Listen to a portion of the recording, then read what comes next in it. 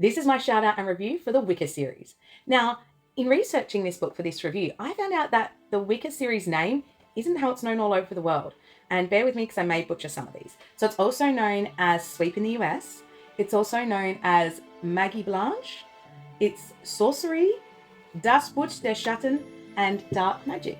So have you read this series under a different name? One of my favourite things about the series is the urban setting and this idea that there's magic in our everyday world. You've just got to be in the right spot to find it. And I love that. But the thing that really hits is the 90s and early 2000s references, the outfits in here. I remember when I read it for the first time, I was like, oh, I would wish I could wear those outfits. And now I'm looking back at it going, oh my gosh, those outfits. What I also find really interesting is the relationships and what still hits for me now, what I still feel now, versus also looking back at it as an adult. So I've done a reread of this, but I was still fairly early on in my teenage years. So this is the first time I've reread it as an actual adult. And I find it so interesting that there are some relationships and some friendships and things that happen in the book where I feel exactly the same way as I did as a teenager. And then there's other things where I know how I felt when I read it then, and I'm like, girl, I'm so glad I'm a grown up. Like, I'm not doing this or feeling this way anymore. So that's what I love so much about it. It is such a good book.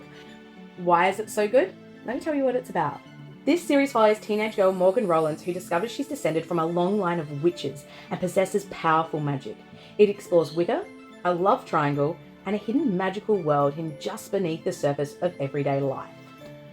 So I came across this book at Angat's and Robertson, like the old school bookshop. In fact, some of the books still have the sticker from back then. And my nan, who unfortunately is no longer with us, was a massive reader and is the reason my mum and I are such big readers. I remember her taking me to libraries and getting out stacks of books for herself and a couple of books for me as well. But she also used to take me to bookshops and buy me books, and this was one of them. And then she had to go back in and buy each book as well, so I could read the whole series. And I'm so grateful to her for that and for all those wonderful memories too. So the reason I started this reread is I had just finished Two Twisted Crowns, and it was a day before the Onyx Storm release. So I didn't want to start a new book and then stop it. So I thought, this is a nice little short one. I'll just reread this. I haven't read it in a while. I want to reread it. And proceeded to read the first 3 books. And then when I finished Onyx Storm, I proceeded to read the next 5 books as well. And you know what? It still actually hits. The only downside for me is I read the first 8 and then I stopped because I just wanted to get back to reading some other books. But I find it interesting where I stopped, because in researching for this review, I remembered that after book 9, it changes POV.